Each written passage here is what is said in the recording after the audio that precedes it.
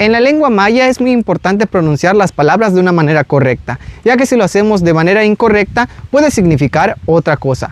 Por ejemplo, no es lo mismo decir can que decir can, porque can significa número 4 y can significa serpiente.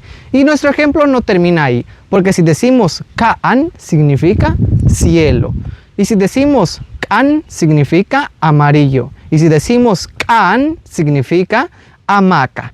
Otras palabras que podemos diferenciar es pakal y pakal, porque pakal significa sembrar o planta, y en este caso pakal significa naranja. Ahora sí ya sabes diferenciar estas dos palabras y sabes que significan cosas diferentes en la lengua maya. Asimismo podemos ejemplificar kik, que significa hermana, y no es lo mismo decir kik, que significa sangre.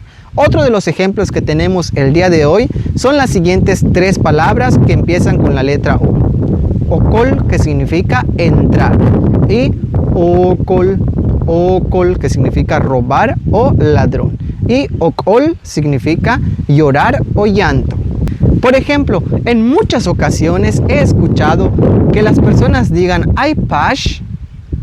Pash en maya significa tocar un instrumento o música, y pash significa fiado o deuda. Entonces cuando vayas a la tienda no vayas a decir hay pash, porque te van a decir música sí hay, lo que no hay es pash. Malo, cananta va. Bueno, cuídate.